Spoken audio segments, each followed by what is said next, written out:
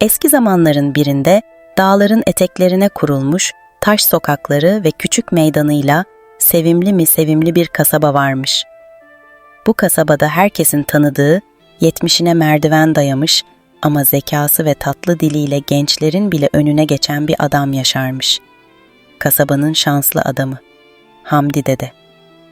Hamdi Dede, gençliğinden beri birçok sıkıntı atlatmış. Ama bir şekilde her seferinde işin içinden tereyağından kıl çeker gibi çıkmayı başarmış. Kimi zaman saf bir şansla, kimi zaman ise ince zekasıyla. Ama çoğu kişi onun ne kadar kurnaz olduğunun farkında değilmiş. Çünkü Hamdi Dede işini gürültüsüz halleder. Kimseye fazla çaktırmadan kendi yolunu bulurmuş. Bir gün kasabanın meydanında Hamdi Dede'nin gözü bir an için yaşlı bakkalın tezgahına takılmış. Tezgahta kocaman bir kavanoz dolusu, rengarenk cam boncuklar varmış. O sırada bakkal Mehmet Efendi, kasabanın çocuklarına oyun olsun diye kavanozdaki boncukların sayısını tahmin ettiren bir yarışma düzenliyormuş. "Hadi çocuklar, kim doğru tahmin ederse bu kavanozdaki tüm boncuklar onun olacak," diye bağırıyormuş Mehmet Efendi. Bu sözleri duyan Hamdi Dede gülümsemiş ve sessizce kendini çocukların arasına katmış. Mehmet Efendi'nin gözleri kısılmış, Hamdi Dede'yi fark etmiş ama belli etmemiş. İçinden "Bu yaşta adam da ne yapacak boncuklarla?" diye düşünse de Hamdi Dede'yi izlemeye koyulmuş. Hamdi Dede kavanozun etrafında 2 tur atmış, gözlerini boncuklardan ayırmadan derin düşüncelere dalmış gibi yaparak mırıldanıyormuş. Çocuklar heyecanla tahmin yaparken Hamdi Dede her çocuğun tahminini dikkatle dinliyormuş. Bir süre sonra Mehmet Efendi'nin yanına sokulmuş ve kısık sesle konuşmuş.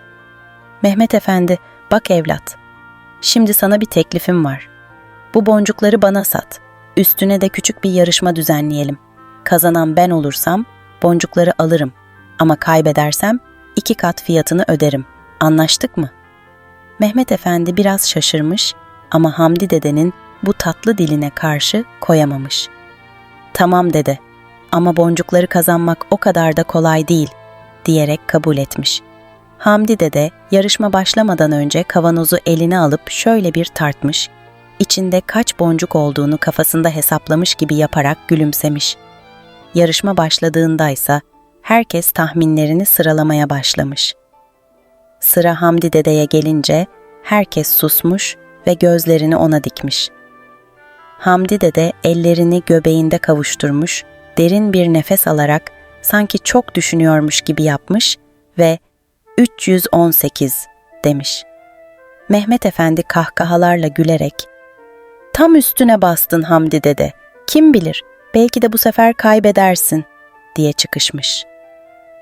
Ancak Mehmet Efendi'nin tahminlerini kontrol ettikten sonra kavanozdaki boncuk sayısının gerçekten de 318 olduğunu görünce yüzü düşmüş. Kasabalılar Hamdi Dede'nin bu tahmini nasıl bildiğini anlamaya çalışırken Hamdi Dede sessizce kavanozu alıp teşekkür etmiş ve meydandan ayrılmış. İşin sırrıysa sadece onda saklıymış.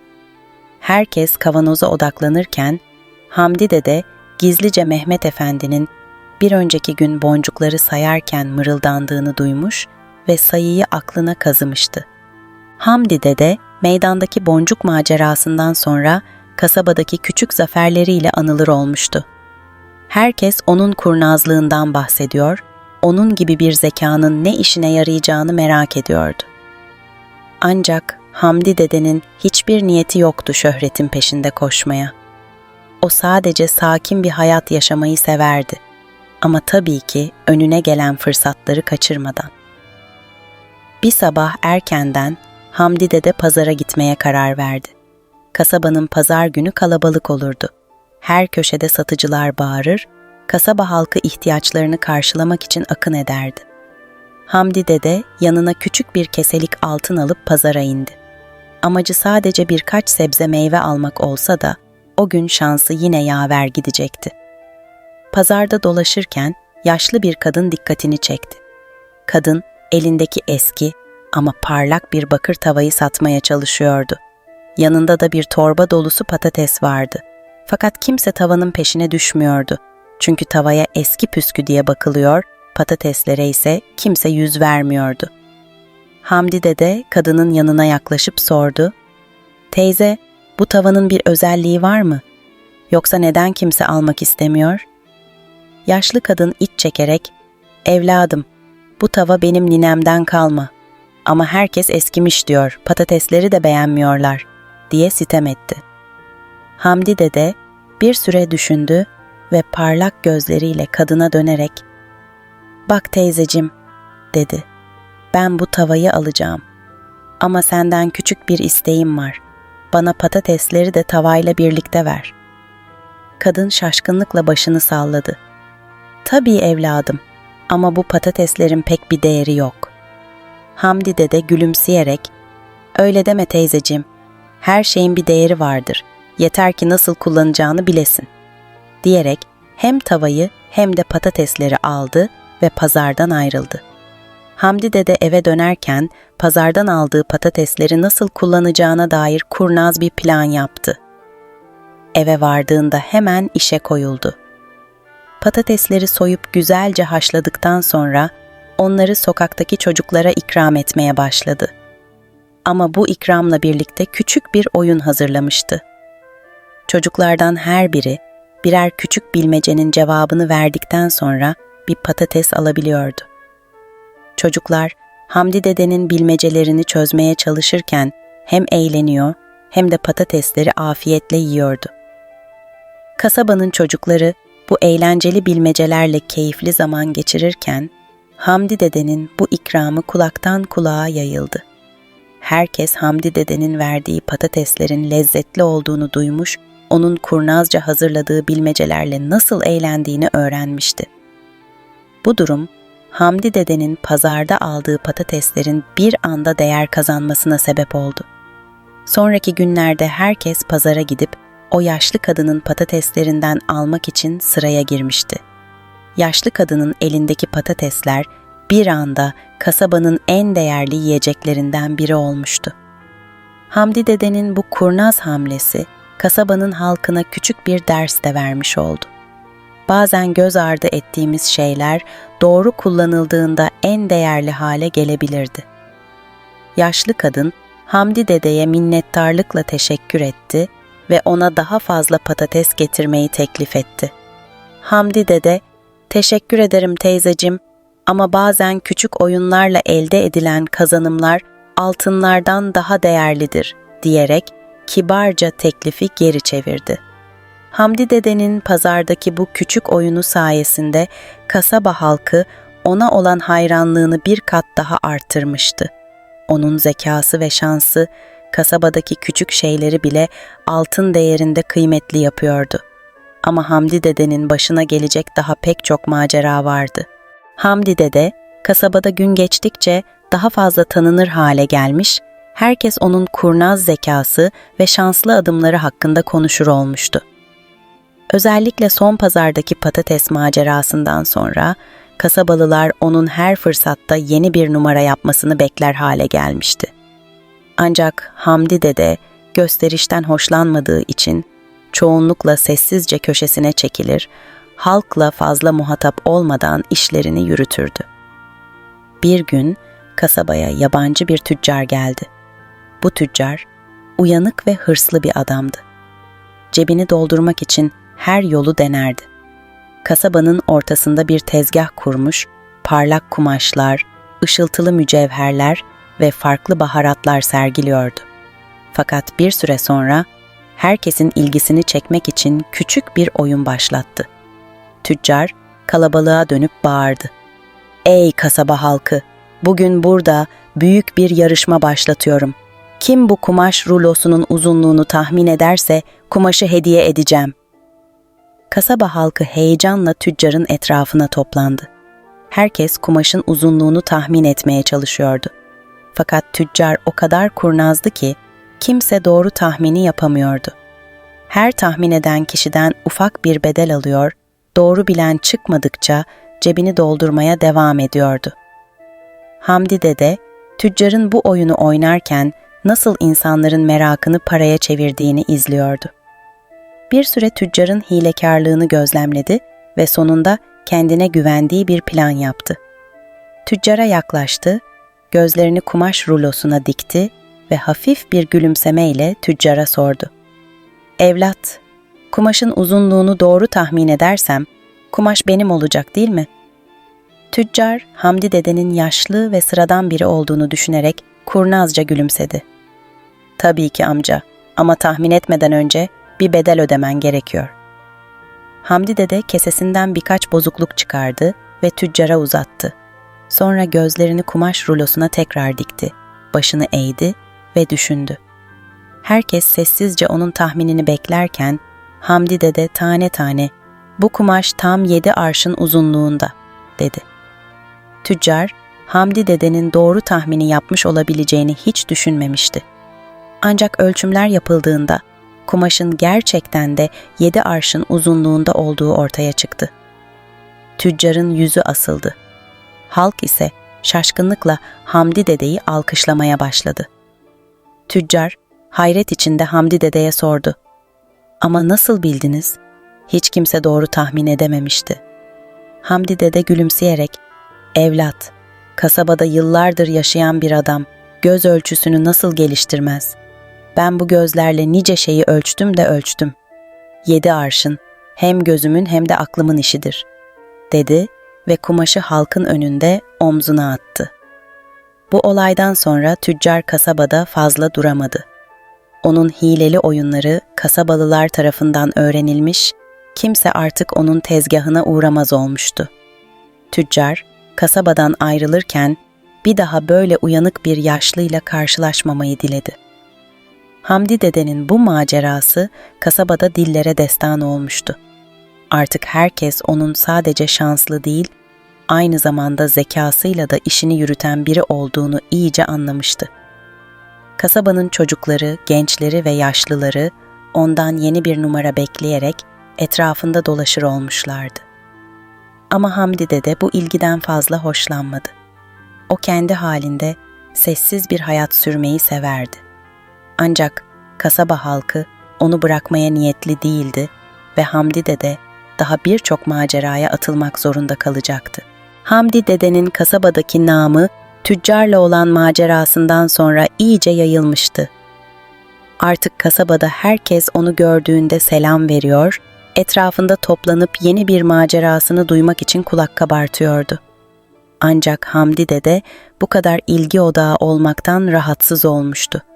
Günlerini sakin bir şekilde geçirmek, kendi halinde yaşamak istiyordu.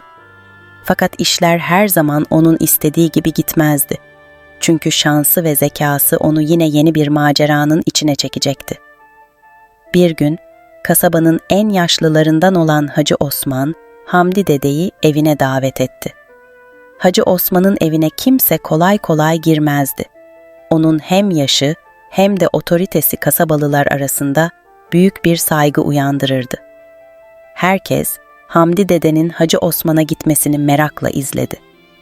Hamdi dede Hacı Osman'ın evine vardığında Osman Efendi onu büyük bir ciddiyetle içeri aldı ve oturdukları odanın ortasına kocaman bir sandık getirdi. Sandık yaldızlı, işlemeli ve son derece göz alıcıydı. Ancak uzun zamandır açılmadığı her halinden belliydi. Sandığın kenarlarında tozlar birikmiş, kapak menteşeleri paslanmıştı. Hacı Osman derin bir nefes aldı ve Hamdi dedeye baktı. "Hamdi," dedi, "bu sandık dedemden bana kaldı. Dedem bu sandığın içinde büyük bir servet saklandığını söylerdi. Fakat sandığın kapağını açmanın bir sırrı olduğunu da söylemişti ama o sırrı kimseye anlatmadı. Yıllarca denedim ama ne yaptıysam açmayı başaramadım. Senin zekan ve şansın dillere destan oldu. Belki de bu sandığı açmanın yolunu bulabilirsin." Hamdi dede sandığa dikkatlice baktı. Hacı Osman'ın ne kadar uğraşırsa uğraşsın açamadığı bu sandığın bir hilesi olduğundan emindi. Yavaşça sandığın etrafında bir tur attı. Her köşesini, her çivisini inceledi.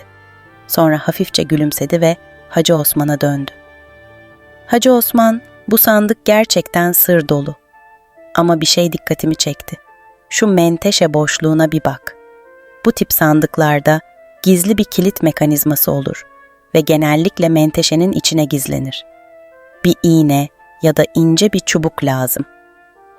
Hacı Osman hemen evden ince bir tığ bulup getirdi. Hamdi Dede tığı menteşenin boşluğuna sokup hafifçe bastırdı. Sandığın kapağından hafif bir çıtırtı sesi geldi ve kapak yavaşça açıldı. Hacı Osman şaşkınlıkla nefesini tutmuştu. Ancak sandık açıldığında içinde ne altın ne de mücevher vardı. Sadece eski, yıpranmış bir kağıt parçası duruyordu.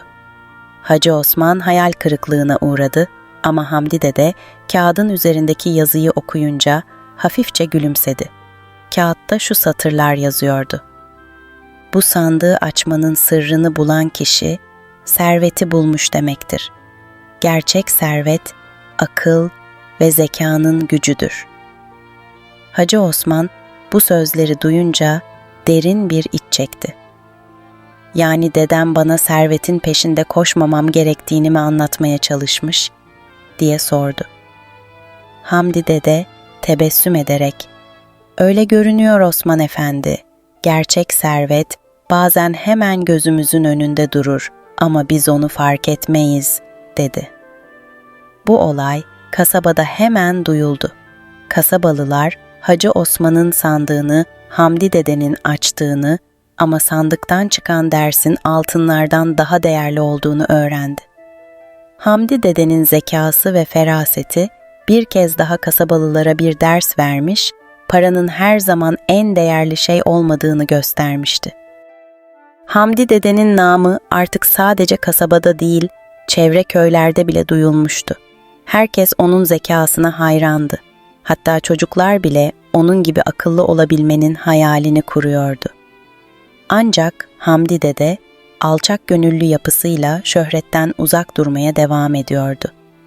Onun için önemli olan bilgeliğini sadece kendine değil, etrafındaki insanlara da aktarabilmekti. Bir gün kasabaya genç ve kibirli bir adam geldi. Adı Ferhat'tı ve kasabanın dışındaki büyük bir köyde doğmuştu. Zenginliğiyle övünen, parası sayesinde herkesi etkileyebileceğini düşünen biriydi. Ferhat, kasabanın meydanında dolaşırken Hamdi Dede'nin ününü duymuş ve onu zekasıyla alt edebileceğine karar vermişti. Ferhat, Hamdi Dede'yi meydanda gördüğünde ona yaklaşarak seslendi. "Hamdi Dede, senin çok akıllı olduğunu söylüyorlar. Ama bakalım benimle bir iddiaya girebilecek kadar cesur musun?" Hamdi Dede genç adamın kibirli haline hafifçe gülümsedi ve sakin bir sesle yanıtladı. "Evlat, benim için zeka bir gösteriş değil, bir gerekliliktir. Ama ne düşündüğünü anladım. İddiaya girmek istiyorsan seni dinliyorum." Ferhat, meydandaki kalabalığa dönüp kendinden emin bir şekilde konuşmaya başladı. "Eğer benim sana verdiğim 3 sorunun tamamını cevaplayabilirsen, tüm altınlarımı sana vereceğim. Ama cevaplayamazsan, şu kasabanın meydanında diz çöküp benden özür dileyeceksin."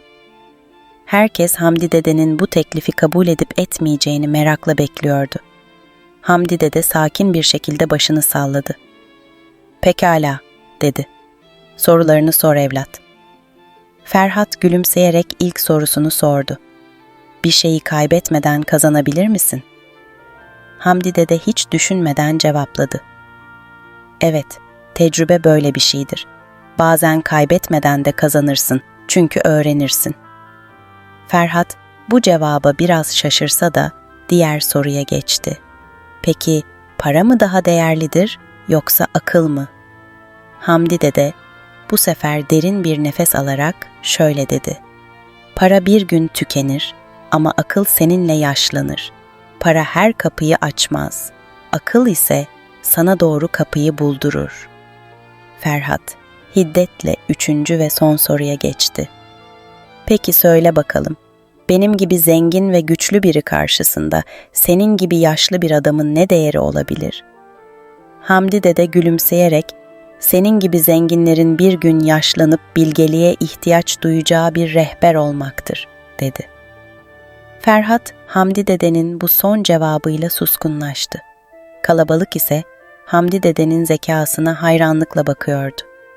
Ferhat bu meydan okumayı kaybettiğini anlayınca utanç içinde başını öne eğdi. Söylediği gibi altınlarını Hamdi dedeye vermek zorundaydı. Ancak Hamdi dede altınları kabul etmedi. Gencin omzuna elini koyarak ona şu sözleri söyledi. Evlat, altınlarını sakla. Asıl hazine, kazandığın tecrübe ve kibri bir kenara bırakıp alçak gönüllü olmayı öğrenmektir. Zenginlik, insanın kalbinde olmadığı sürece sadece bir yükten ibarettir. Bu sözler üzerine Ferhat, Hamdi dedenin bilgeliği karşısında derin bir saygı duymaya başladı. Ona teşekkür ederek kasabadan ayrılmadan önce herkesin gözünde artık farklı biri haline gelmişti. Bu olay kasaba halkı için unutulmaz bir ders oldu. Herkes Hamdi dedenin sadece zekası ve şansı sayesinde değil, aynı zamanda bilgeliğiyle de ne kadar değerli bir insan olduğunu bir kez daha anladı. Hamdi dede meydandan ayrılırken içten bir huzur hissetti. Onun için kasaba halkına verebileceği en değerli şey, paradan veya eşyadan daha kıymetli olan bilgeliği ve sevgisiydi. Artık kasaba halkı onun öğretileriyle daha bilinçli, daha mütevazı ve birbirine daha saygılı bir şekilde yaşamaya devam edecekti. Ve böylece Hamdi dedenin maceraları ve verdiği dersler kasabada nesilden nesile aktarılacak, onun adı her zaman zihinlerde ve gönüllerde yaşatılacaktı.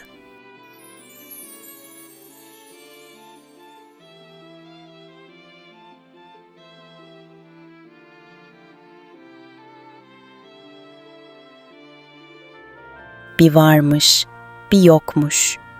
Eski zamanların şirin mi şirin bir kasabasında herkesin tanıdığı, kurnaz mı kurnaz, neşeli mi neşeli bir genç adam yaşarmış. Adı Ali'ymiş ama kasabanın ahalisi ona Şanslı Ali dermiş. Zira Ali'nin başına gelen her olay en imkansız anlarda bile onun lehine döner, yüzüne gülermiş.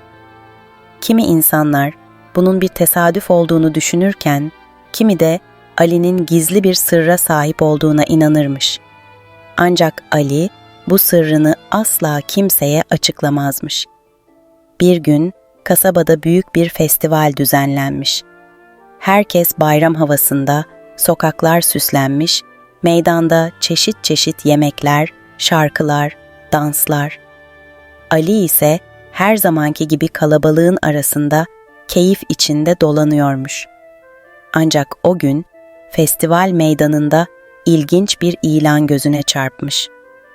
Kasabanın zengin tüccarı Kemal Efendi, en değerli atını yarıştırmak için meydanda bir yarış düzenleyeceğini ilan etmiş. Yarışın kazananına ise yüklü miktarda altın vaat ediyormuş. Ali'nin gözü birden parlamış. Ancak ortada bir sorun varmış. Ali'nin atı yokmuş. O sırada yanında dolaşan arkadaşı Hasan, Ali'ye dönerek kahkahayla, "Ali, sen koca kasabada atı olmayan tek kişisin. Yarışa nasıl katılmayı düşünüyorsun? Üzerine oturacak eşeğin bile yok," demiş. Ali, her zamanki kurnaz bakışını Hasan'a yöneltmiş ve gülümseyerek cevap vermiş. "Kim demiş atım yok diye? Bak işte ayağım var. Belki bu sefer ayak yarışı olur, ne dersin?" Bu espri üzerine Hasan kahkahayı basmış. Ancak tam o sırada arka sokaklardan kasabaya girmeye çalışan yaşlı bir adam elindeki asayı yere vurarak yüksek sesle bağırmış.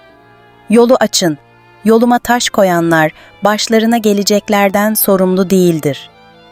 Bu yaşlı adamın aslında kim olduğunu kimse bilmese de kasaba halkı onun bir garip adam olduğunu düşünürmüş.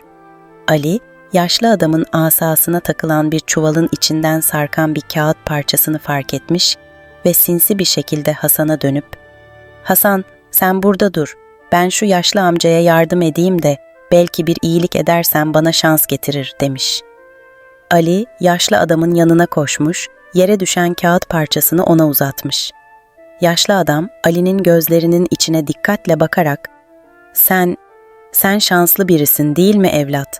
Bu kağıdı almana gerek yoktu ama yine de eğilip aldın, demiş. Ali biraz şaşırmış ama gülümsemesini bozmayarak, kimse şanslı doğmaz, şans bazen eğilip almak için fırsat bekler, diye cevap vermiş. Yaşlı adam Ali'nin zekasına hayran kalmış ve ona dönüp bir öneride bulunmuş. Öyleyse evlat, sana bir önerim var. Benim eski ama hızlı bir atım var. Eğer onu bulabilirsen, yarışta senin olsun. Yalnız dikkat et, atın adı Uçar Ali'dir. Kolay kolay kimseye boyun eğmez. Ali'nin gözleri parlamış. Böylece ilk defa yarışa katılma şansını yakalamış. Ancak bu işin kolay olmadığını biliyormuş. Atın nasıl bir huyu olduğunu sormuş, yaşlı adam gülerek, merak etme evlat, at da şanslıdır ama onun şansına erişmek için onunla dost olman gerekecek, demiş ve Ali'ye eski bir harita uzatmış. Bu harita seni atın olduğu yere götürür, diye eklemiş. Ali, yaşlı adamın bu teklifine pek sevinmiş ve Hasan'a dönerek, ne demişler, şans kapıyı çalarsa ardına kadar açacaksın. Bak, bir atım oldu bile, diyerek haritayı cebine koymuş. Hasan, Ali'nin bu şansına yine şaşırmış ama olan bitene gülümsemekten başka bir şey yapamamış. Ali ve Hasan, atın saklandığı yere doğru yola çıkmışlar. Yolda Ali, Hasan'a dönüp bilmiş bir şekilde, Hasan, hayat dediğim bir satranç tahtasıdır. Her hamle kendi şansını yaratır. İzle de gör bakalım. Bu yarış nasıl bizim olacak, demiş. Böylece Ali ve Hasan haritayı izleyerek bilinmeyen bir maceraya doğru yola çıkmışlar. Şans kapıyı çalmış, şimdi sıra Ali'deymiş. Atı bulabilecek mi yoksa başka bir sürpriz mi bekliyormuş? Ali ve Hasan haritayı takip ederek kasabanın dışındaki ormanlık alana ulaşmışlar. Yaşlı adamın anlattığına göre Uçar Ali adlı at, ormanın en derin noktalarındaki terk edilmiş bir çiftlikte saklanıyormuş. Yollar dar ve çamurluymuş. Fakat Ali'nin gözleri hala heyecanla parıldıyormuş. Hasan ise yol boyunca söylenip durmuş.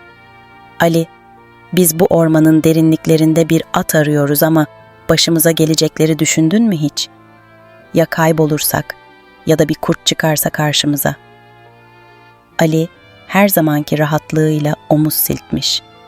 Hasan, sen hiç merak etme. Şans yanımızda olduktan sonra kurtlar da bizim dostumuz olur. Hasan, Ali'nin bu rahat tavrına şaşırsa da bir yandan da onun bu kendine güvenen tavırlarına içten içe hayranlık duyuyormuş. Sonunda ağaçların arasından eski bir çiftlik binası görünmeye başlamış. Çiftlik gerçekten de oldukça harap haldeymiş. Tahtaları çürümüş, kapıları kırık dökük. Ali büyük bir heyecanla çiftliğe doğru yürürken Hasan onu tutup durdurmuş. Dur biraz Ali, belki de burada at falan yoktur. Boşa kendimizi riske atıyoruz. Ali, Hasan'ın elinden kurtulup gülerek, ne demişler Hasan, arayan belasını değil, muradını bulur, demiş ve çiftliğin içeriye doğru adımını atmış. Çiftliğin içinde bir süre dolandıktan sonra büyük eski ahırlardan birine ulaşmışlar. Tam o sırada içeriden hafif bir kişneme sesi duymuşlar. Ali, sesi duyduğu anda gözleri parlamış ve Hasan'a dönüp fısıldamış. İşte bu Uçar Ali olmalı. Ali ve Hasan temkinli adımlarla ahıra yaklaştıklarında Uçar Ali adında heybetli bir atın ahırda kendilerine baktığını görmüşler. At, güçlü bacakları, parlak tüyleri ve asalet dolu duruşuyla adeta bir efsaneyi andırıyormuş. Ancak gözlerinde belli belirsiz bir hırçınlık varmış. Ali, atın gözlerine bakarak ona dostça bir şekilde yaklaşmaya çalışmış. Hasan arkadan seslenmiş. Ali, dikkat et, bu at pek de dostane görünmüyor. Ali, hiç aldırış etmeden atın yanına yaklaşmış ve yumuşak bir sesle konuşmaya başlamış. "Merhaba, Uçar Ali. Ben de Ali'yim. Senin gibi şanslı biriyim. Bize yardım etmek ister misin?" Uçar Ali başını eğip Ali'yi bir süre süzmüş. Ardından bir anda hırçın bir şekilde kişneyip arka ayaklarıyla ahırın kapısını tekmelemeye başlamış. Hasan korkudan geri çekilmiş ama Ali yerinde durup sakin bir şekilde atın sakinleşmesini beklemiş. Sonra cebinden bir elma çıkararak "Bu uzun yoldan geldik, yorgunuz. Ama birlikte yarışa katılabilirsek ikimiz de şanslı olabiliriz, ne dersin?" demiş. Bu sözler ve elmanın kokusu Uçar Ali'nin ilgisini çekmiş olacak ki sakinleşmeye başlamış. Ali'nin elindeki elmayı alıp yemiş ve başını Ali'nin omzuna yaslamış. Hasan bu durumu hayretle izleyip kısık bir sesle "İnanamıyorum Ali, bu hırçın at sana teslim oldu," demiş. Ali gülerek Hasan'a dönmüş. "Şans sadece bekleyenlere değil, riske girip harekete geçenlere güler Hasan." Artık Uçar Ali'yi yanlarına almayı başarmışlar. Yola çıkmak üzere hazırlanırken Ali atın eğerine yaşlı adamın verdiği haritayı sıkıca bağlamış ve Hasan'a dönerek "Hadi bakalım, yarış alanına gitme zamanı. Uçar Ali, şansını bizimle paylaşmaya hazır." Yolda giderken Ali, Uçar Ali ile dostluk kurmanın heyecanı içinde atın sırtında Hasan'a dönerek "Bu at sadece yarış için değil Hasan. Bana öğrettiği başka şeyler de var. Sabırlı olup dostça yaklaşmazsan şans bile senden uzaklaşır." Hasan, Ali'nin bu sözlerine şaşırmış ama içten içe bu maceranın onu da değiştirmeye başladığını hissetmiş. Yarış alanına doğru ilerlerken Ali'nin içindeki heyecan ve mutluluk gözlerinden okunuyormuş. Artık sadece bir yarış değil, bir dostluk ve kendini kanıtlama mücadelesi başlamış. Ali ve Hasan nihayet yarış alanına ulaştıklarında kalabalık onları karşılamış. Meydan, kasabanın dört bir yanından gelen yarışmacılarla ve onları izlemek için toplanan insanlarla dolup taşmış. Herkes heyecan içinde, özellikle de kasabanın zengin tüccarı Kemal Efendi. Kemal Efendi, Uçar Ali'yi ve Ali'yi görünce şaşkınlıkla kaşlarını çatmış. "Bu kadar eski ve hırçın bir atla yarışa katılacak kadar cesaretliysen, Ali, sen gerçekten ya çok şanslısın ya da çok akıllısın," demiş. Ancak Ali, Kemal Efendi'nin alaycı bakışlarına aldırmadan kendinden emin bir şekilde atının yelesini okşamış. Yarış başlamak üzereyken Hasan, Ali'ye yanaşıp endişeyle fısıldamış. "Ali, burada çok güçlü atlar var. Sen bu hırçın atı kontrol edebileceğinden emin misin?" Ali, arkadaşının omzuna dostça vurup gülümsemiş. "Hasan, hatırlatırım ki ben şanslı Ali'yim. Şans, cesur olanın dostudur. Sen de rahatla. Uçar Ali ve ben bu işin üstesinden geliriz." Bu sırada yarışın hakemi tüm yarışmacıları sıraya dizmiş. Ali, Uçar Ali'nin sırtında kendine güvenle dururken diğer yarışmacılar ona şüphe dolu bakışlar atıyormuş. Ancak Uçar Ali'nin bakışları Ali'nin ne kadar kararlı olduğunu hissediyormuş sanki. Hakem elindeki bayrağı kaldırıp gür sesiyle bağırmış. "Yarış başlasın." Bayrağın inmesiyle birlikte yarışmacılar hızla meydandan fırlamış. Ali ve Uçar Ali de diğer yarışmacılarla aynı anda hızlanmış. Ama Uçar Ali'nin başlangıçta biraz yavaş kaldığı gözlerden kaçmamış. Bu durumu gören kalabalıktan bazıları alaycı bir şekilde kahkahalar atmış.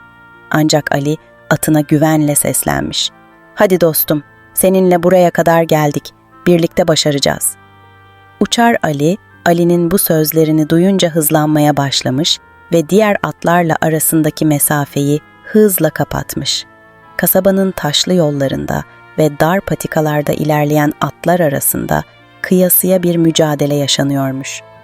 Yarış boyunca Ali, Uçar Ali'yi cesaretlendirerek ona yol göstermiş, at da onun bu dostane tavrına karşılık verip giderek hızlanmış. Tam o sırada yarışın en zorlu etabı olan dik bir yokuşa gelmişler. Birçok at yokuşu çıkmakta zorlanırken Uçar Ali hiç beklenmedik bir hızla tırmanmaya başlamış. Kasaba halkı Uçar Ali'nin bu başarısını hayretle izlerken, Ali'nin yüzünde hafif bir gülümseme belirmiş. Hasan, kalabalık arasında heyecanla bağırmış. "İşte bu Ali! Göster onlara şansın ve zekanın gücünü!" Yokuşu başarıyla çıkan Ali ve Uçar Ali, diğer yarışmacıları geride bırakarak öne geçmişler. Ancak yarışın sonlarına doğru, Ali'nin rakiplerinden biri olan Murat adında kurnaz bir adam, yanına yaklaşarak sinsice bir plan yapmış. Murat, yarış sırasında Ali'nin önünü kesip onu yavaşlatmaya çalışmış. Ali, bu duruma sinirlense de kendini kaybetmeden akıllıca bir hamle yapmış. "Murat, yarış hileyle değil, cesaretle kazanılır," diye bağırmış. Bu sözlerden sonra Uçar Ali aniden hızlanarak Murat'ın yanından sıyrılmış ve hızla öne geçmiş. Ali hem zekası hem de Uçar Ali'nin gücü sayesinde rakiplerine fark atarak yarışın son düzlüğüne ulaşmış. Artık son birkaç metre kalmışken Ali ve Uçar Ali tüm güçlerini ortaya koyarak bitiş çizgisine doğru hızla ilerlemişler. Kalabalık nefesini tutmuş bir halde Ali ve Uçar Ali'yi izliyormuş. Sonunda Uçar Ali diğer tüm atları geride bırakarak ilk sırada bitiş çizgisini geçmiş. Yarışı kazananın Ali olduğunu gören kasaba halkı şaşkınlık ve coşku içinde alkışlamaya başlamış. Ali atından inip Uçar Ali'nin yelesini okşayarak ona minnetle bakmış. "İyi iş çıkardın dostum. Seninle gerçekten büyük bir dostluk kurduk." Bu sırada Kemal Efendi sahneye gelip Ali'ye büyük bir kese dolusu altın vermiş ve hafif bir gülümsemeyle "Ali, sanırım şansın gerçekten de senden yana. Ama unutma, bu dünyada en büyük şans dost edinmektir."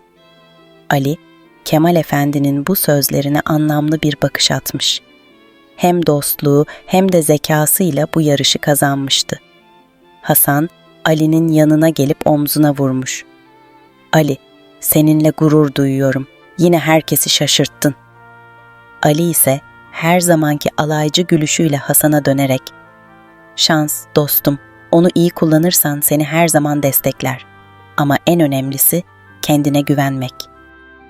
Yarışı kazanmasının üzerinden birkaç gün geçmişti ve Ali, kazandığı altınlarla hayatının en rahat günlerini yaşıyordu. Ancak bu rahatlık onun için uzun sürmeyecekti. Zira altınların dedikodusu kasabanın dört bir yanına yayılmış ve herkes Ali'nin kısa sürede nasıl zengin olduğuna hayret etmişti. Kasabanın bazı kurnaz tipleri ise bu altınları elde etmek için planlar yapmaya başlamıştı. Bir gece Ali'nin en yakın arkadaşı Hasan aceleyle Ali'nin evine koşarak kapısını çalmış. Ali uyku sersemiyken kapıyı açtığında Hasan'ın endişeli yüz ifadesini görünce şaşırmış. "Hasan, gece vakti bu telaşın ne? Bir şey mi oldu?" diye sormuş. Hasan kapının arkasından fısıldayarak konuşmuş. "Ali, kulak misafiri oldum. Kasabanın kötü şöhretli adamları senin altınlarının peşine düşmüş. Sana bir tuzak kurmayı planlıyorlar. Dikkatli olman gerek." Ali her zamanki sakinliğiyle gülümsemiş. "Hasan, bana şanslı Ali diyorlar. Unutma, kurnaz olan düşmanlara karşı her zaman bir adım önde olmalıyım." Ancak Ali, Hasan'ın endişesini göz ardı etmeyip plan yapmaya karar vermiş. Altınları güvenli bir yere saklaması gerektiğini biliyormuş, fakat nasıl bir yol izleyeceğini düşünüyormuş. Tam o sırada aklına parlak bir fikir gelmiş ve Hasan'a dönüp göz kırpmış. "Hasan, bir planım var. Bu altınları kimin çaldığını kimse bulamayacak. Çünkü bu altınlar ortada olmayacak." Ertesi sabah Ali, Uçar Ali ile kasabanın dışındaki dağlık bölgeye doğru yola çıkmış. Amacı altınları oradaki eski bir mağaraya saklayarak onları güvende tutmaktı. Mağara pek kimsenin gitmediği gizli bir yerdeydi. Ali, mağaranın derinliklerine doğru yürüyüp altınları özenle saklamış ve üzerine taşlarla kamufle etmiş. Saklama işlemi bittiğinde mağaranın çıkışında kendinden emin bir şekilde durup gülümsemiş. "İşte şimdi Kimse altınların yerini bulamaz, demiş kendi kendine. Ancak dönüş yolunda Ali'yi gözetleyen biri varmış. Kasabanın kurnaz adamlarından biri Ali'yi uzaktan takip etmiş ve altınları sakladığı mağaranın yerini öğrenmiş. Ali, bu durumdan habersiz bir şekilde kasabaya dönerken o adam hızla mağaraya doğru yol almış. Ali, eve döndüğünde Hasan'a her şeyin yolunda olduğunu ve altınların güvende olduğunu anlatmış. Ancak aynı gece kasabada başka bir dedikodu başlamış. Altınların saklandığı yerin keşfedildiği ve birilerinin bu altınları çalmaya çalıştığı söyleniyormuş. Bu haberi duyunca Ali şaşkınlıkla Hasan'a bakmış. Hasan, sanırım planımızı birileri öğrenmiş. Ama merak etme, bu da bir şans oyunudur. Bakalım işler nasıl dönecek? Ali mağaraya gidip altınları kontrol etmeye karar vermiş. Hasan'ı da yanına alarak gece vakti sessizce mağaraya doğru yola çıkmışlar. Mağaraya vardıklarında altınların hala yerinde olduğunu görmüşler ama mağaranın girişinde ayak izleri fark etmişler. Bu birilerinin gerçekten de altınların peşinde olduğunu gösteriyormuş. Ali, Hasan'a dönüp bir plan yapmaya başlamış. Hasan, altınları çalmak isteyenlerin bizden akıllı olduğunu sanmaları onların en büyük hatası olacak. Şimdi bu mağarada bir tuzak kuracağız. Ali, mağaradaki taşları kullanarak karmaşık bir düzenek hazırlamış.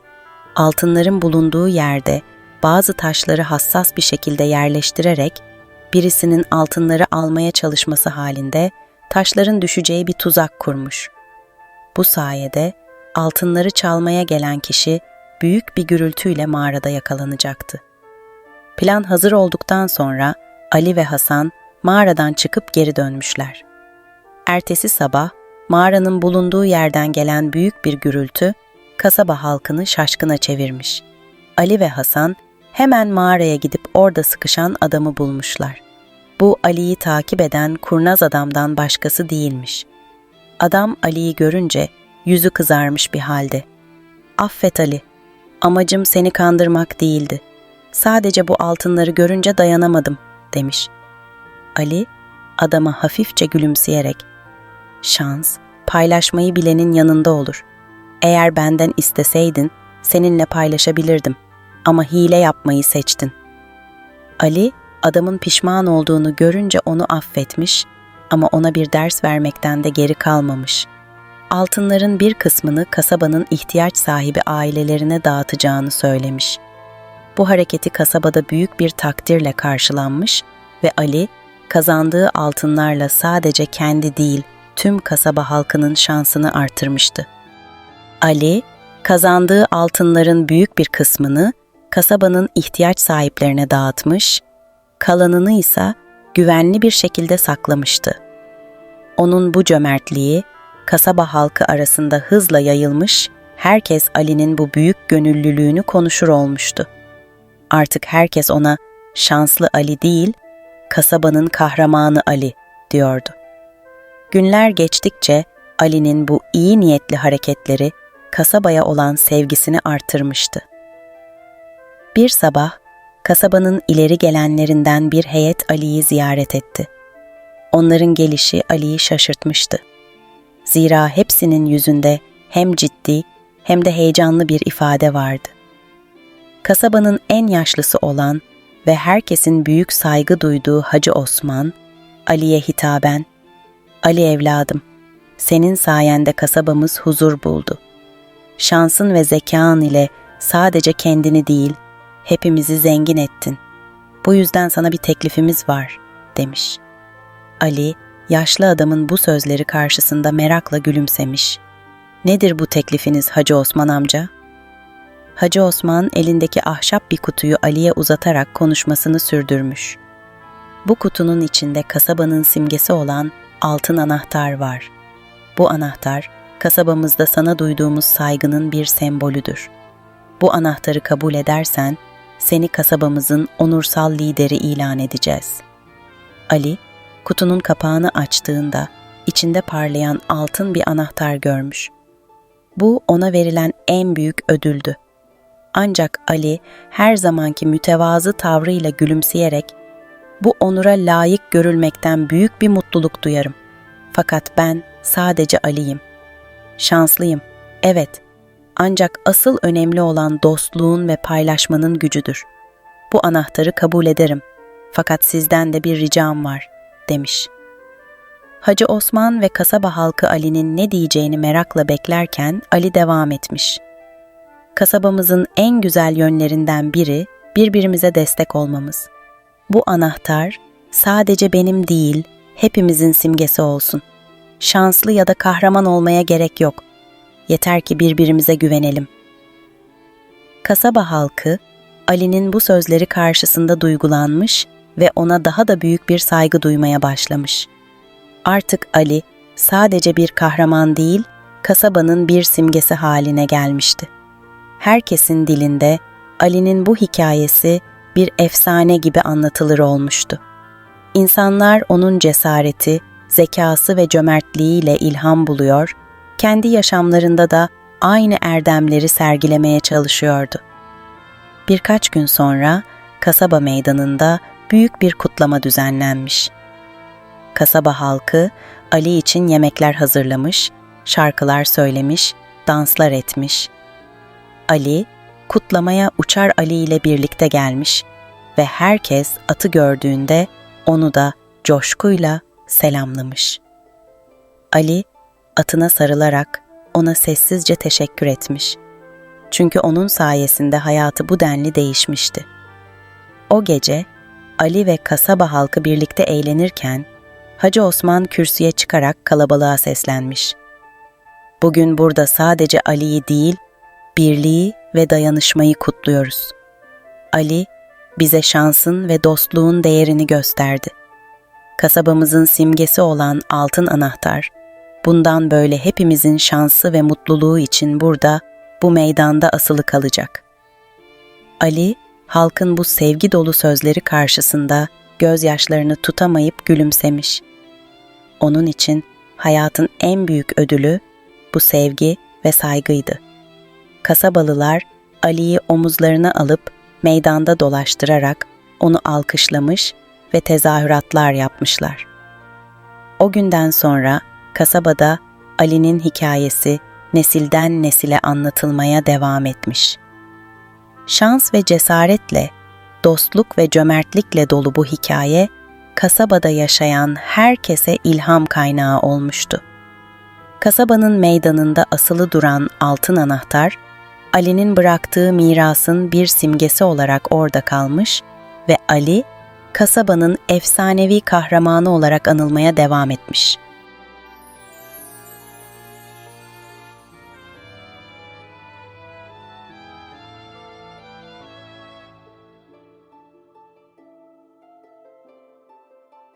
Eski zamanların birinde uzak mı uzak bir kasabada yaşayan Ömer adında genç bir adam varmış. Ömer biraz şanslı, biraz uyanık ve her şeyden önemlisi oldukça komik bir adammış. Kasabanın halkı onun başına gelen garip olayları hem gülerek hem de hayretle dinler, Ömer'in şansına ve zekasına hayran kalırlarmış. Ömer'in evinin önünde eski bir zeytin ağacı varmış. Bu ağaç sadece baharda değil, tüm yıl boyunca meyve verirmiş ve kasabanın en lezzetli zeytinleri de ondan çıkarmış. Bir gün Ömer bu zeytin ağacının altında otururken kasabanın yaşlılarından biri yanına yaklaşmış. "Ömer," demiş yaşlı adam, "bu ağacı sana kim verdi? Böyle bolluk dolu, bereketli bir ağaç." Ömer gözlerini kısarak adama bakmış ve gülümsemiş. "Vallahi ne yalan söyleyeyim, bu ağacı ben ne diktim ne de ektim. Bir sabah uyandığımda burada duruyordu. Sanki gece boyunca kök salmış, yerleşmiş de beni bekliyormuş gibi." Kasabalı bunu duyunca kahkahalarla gülmüş. Ömer'in böylesine şanslı biri olduğuna herkes hem gıpta etmiş hem de biraz kıskanmış. Fakat Ömer bu şansı nasıl yöneteceğini çok iyi bilirmiş. Hangi işi eline alsa bir yolunu bulur, kendini o işten karlı çıkarırmış. Bir gün kasabada bir şenlik düzenlenmiş. kasaba meydanında büyük bir çadır kurulmuş, herkes yiyeceklerini, içeceklerini alıp şenlik alanına doluşmuş. Şenliğin en büyük olayı ise büyük ödüllü tombala çekilişiymiş. Kasabanın zenginlerinden biri olan Hakkı Bey, ödül olarak bir kese dolusu altın koymuş. Ömer de şenlik alanına varmış ama cebinde 5 kuruşu olmadığı için çekilişe katılamıyormuş. Tam o sırada kasabada hep Şaşkın Ali olarak bilinen yaşlı bir adam Ömer'in yanına gelip ona bir çekiliş bileti uzatmış. "Oğlum," demiş, "biletim var ama kalbim fazla dayanmaz böyle heyecanlara. Bunu sen al, belki senin şansın yaver gider." Ömer biletin kendisine hediye edilmesine pek bir sevinmiş. Şaşkın Ali'ye teşekkür edip biletle birlikte çekiliş alanına ilerlemiş. Çekiliş anı gelip çattığında herkes nefesini tutmuş beklerken Hakkı Bey'in sesi duyulmuş. Ve kazanan numara 17. Ömer elindeki bilete bakmış, gülümsemiş ve biletini yukarı kaldırarak bağırmış. 17 numara bende. Kese dolusu altın da bana kısmet oldu demek. Kasabalılar şaşkınlıkla birbirine bakmış. Yahu bu Ömer, her işten karlı çıkan, her olayda şansı yaver giden biri. Bu nasıl iştir? Diye söylenmeye başlamışlar. Ama Ömer, gülerek kalabalığın arasından ödülünü almaya ilerlemiş. O andan itibaren Ömer'in adı kasabada daha da duyulur hale gelmiş. Herkes onunla sohbet etmek, şansından biraz nasiplenmek ister olmuş. Fakat Ömer, her işinde olduğu gibi bu yeni ününü de zekice bir planla avantaja çevirmeye karar vermiş. İşte Ömer'in maceraları böyle başlarken kasabada neler olup biteceği ve Ömer'in zekasıyla daha hangi olaylardan alnının akıyla çıkacağı merakla beklenir olmuş. Ömer, altın kesesini kazandıktan sonra kasabada iyice ünlenmişti. Herkes onunla konuşmak, şansından nasiplenmek için fırsat kolluyordu. Ancak Ömer'in sadece şansı değil, keskin zekası da onun en büyük silahıydı. Bunu kasaba pazarındaki olaylar bir kez daha kanıtlayacaktı. Bir sabah Ömer elindeki altın kesesini dikkatlice saklayıp pazara gitmeye karar verdi. Kasabanın en canlı günlerinden biriydi. Pazarda insanlar çoluk çocuk, yaşlı genç alışveriş yapıyordu. Meyve tezgahları, kumaşçılar, baharatçılar, her yer rengarenk ve hareketliydi. Ömer kalabalığın içinde yavaşça dolaşıp satıcılarla laflamaya başladı. O sırada pazara yeni gelen ve daha önce hiç görülmemiş olan bir tüccar gözüne çarptı. Bu tüccar oldukça ilginç ve nadir eşyalar satıyordu. Eski dönemlerden kalma parfüm şişeleri, tuhaf kokular yayan bitki kökleri ve parlak taşlarla dolu bir sandık. Tüccarın adı Rıza'ydı ve onun oldukça uyanık bir adam olduğu belliydi. Rıza, Ömer'in ününü duymuş olacak ki ona yaklaşarak, "Duyduğuma göre kasabanın en şanslı ve en kurnaz adamı sensin," dedi. "Belki de burada ilgini çekecek bir şeyler bulabilirsin."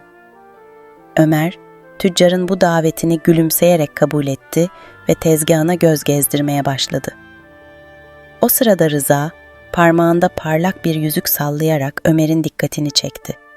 "Bu yüzük çok özeldir," dedi Rıza. "Sadece zeki ve şanslı insanlar için yapılmış. Bu yüzüğü takarsan her dilediğin gerçek olurmuş." Ömer yüzüğe baktı. Sonra gözlerini kısarak Rıza'ya döndü. "Yüzük ne kadar?" diye sordu. Rıza kurnazca gülümseyerek, "Tam bir kese altın," dedi. Ömer kesesindeki altınları düşünüp biraz tereddüt etti ama bir plan yaparak hızlıca karar verdi. "Peki," dedi. "Ben sana bir teklif yapacağım. Sana altınlarımı vermek yerine bu yüzüğü kazanmak için bir oyun oynayalım. Eğer kazanırsam yüzük benim olur. Kaybedersemse istediğin kadar altın vereceğim." Rıza bu teklifi ilginç bulmuştu. Nasıl olsa kendine güveniyordu ve Ömer'in zekasıyla baş edebileceğine inanıyordu. "Tamam," dedi. "Hangi oyunu oynayacağız?" Ömer pazardan bir çuval un ve bir de küp şeker aldı. Sonra Rıza'ya döndü. "Bu iki malzemeyi kullanarak bir bilmece kuracağız. Sana bir soru soracağım. Doğru cevaplarsan yüzüğü geri alırsın. Ama bilemezsen yüzük benim olacak." Rıza biraz tedirgin olmuş ama bunu belli etmemişti. "Tamam," dedi. "Sor bakalım." Ömer un çuvalını yere koydu, küp şekeri de çuvalın üzerine yerleştirdi. Sonra Rıza'ya dönerek sordu. Bu küp şeker yere düşmeden bu çuvalın içine nasıl girer? Rıza şaşkınlıkla Ömer'e baktı. Bir yandan düşünüyor, bir yandan da cevabı bulamıyordu.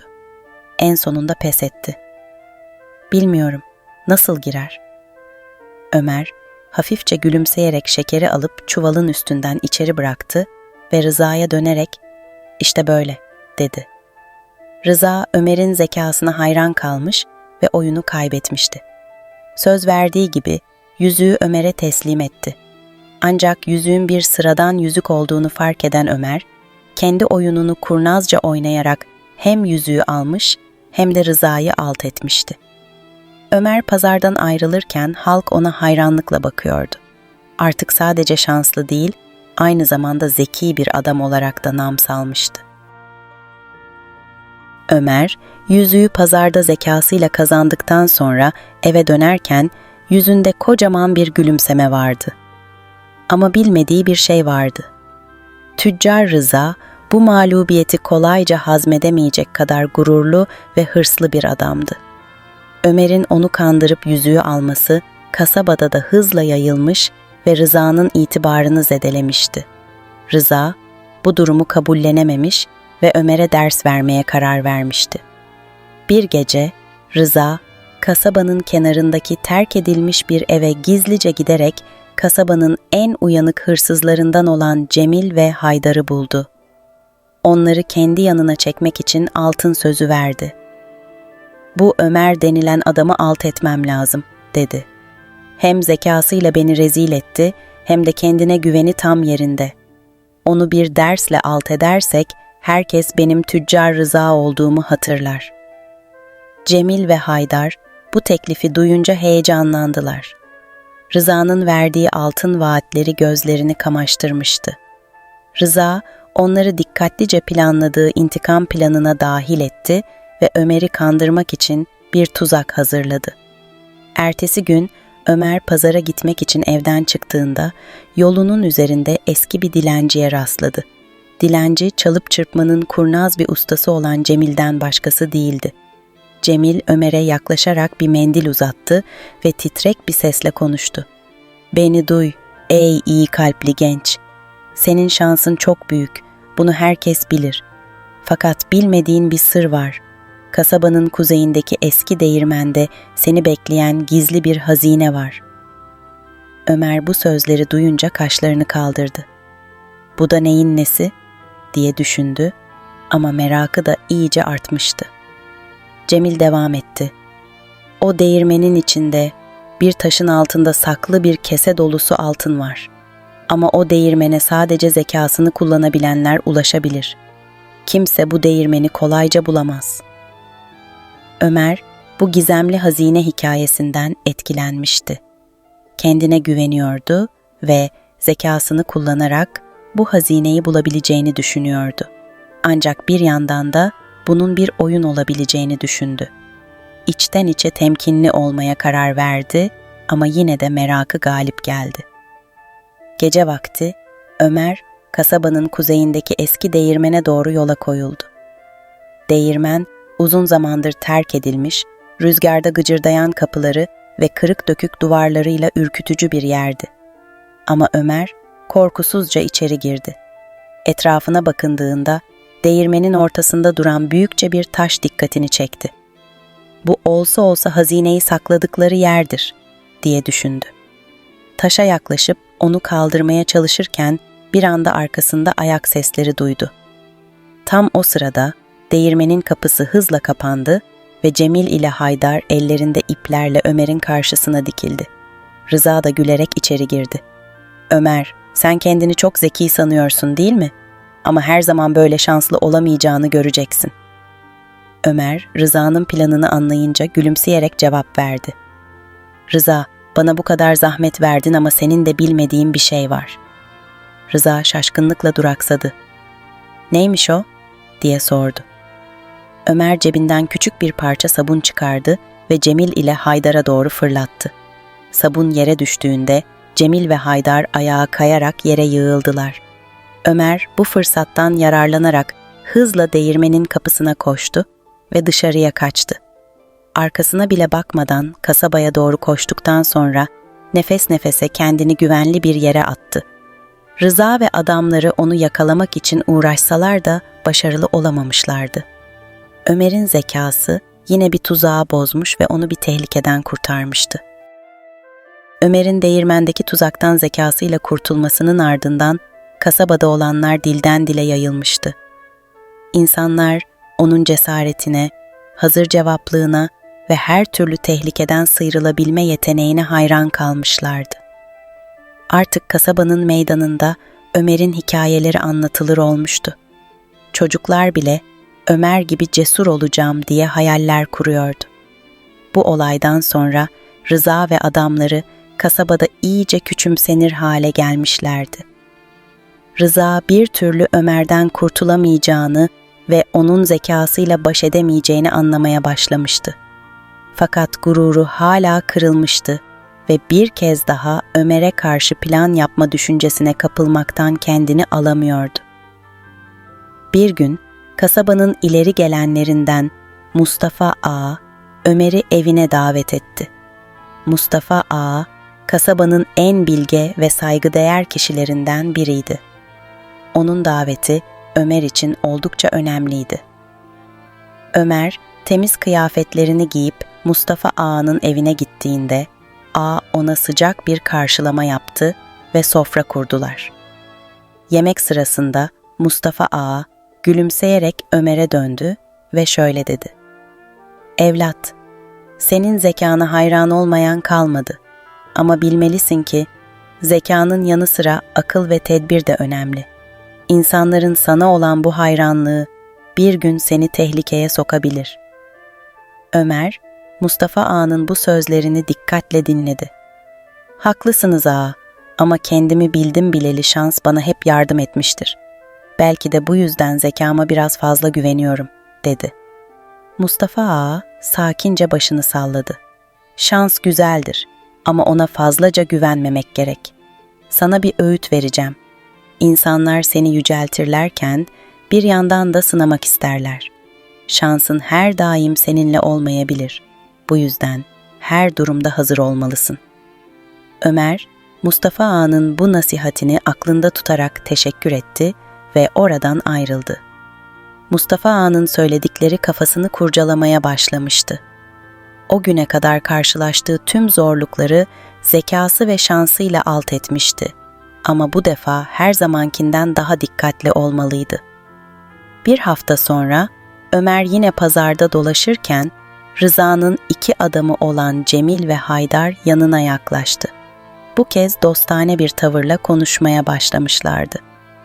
"Ömer kardeş, geçen günkü yanlış anlaşılma için üzgünüz. Rıza Bey de seni çok takdir ediyor ve seninle bir barış kahvesi içmek istiyor," dediler. Ömer içten içe bu davetten kuşkulansa da Mustafa Ağa'nın sözleri aklına geldi. Belki de bu fırsatı değerlendirip Rıza'nın niyetini tamamen öğrenebilirdi. Bu yüzden Cemil ve Haydar'ın davetini kabul etti. Akşam Rıza'nın evinde buluştular. Sofrada bolca yiyecek, içecek vardı ve Rıza oldukça misafirperver davranıyordu. "Ömer kardeş, seninle rekabet etmek istememiştim. Aramızdaki yanlış anlaşılmayı düzeltebilirsek dost olabileceğimize inanıyorum," dedi Rıza. Ömer, Rıza'nın sözlerini dikkatle dinledi ancak yüzünde kuşkucu bir ifadeyle cevap verdi. "Beni buraya kadar çağırdın, dostluk teklif ettin. Ama senin niyetinin ne olduğunu hala tam anlamış değilim Rıza." Rıza samimiyetsiz bir gülümsemeyle, "Ömer, ben de senin gibi zekana güveniyorum. Aramızdaki rekabeti dostça bir oyuna çevirmeye ne dersin?" dedi ve sofranın ortasına koyduğu zarları işaret etti. "Bir zar oyunu oynayalım.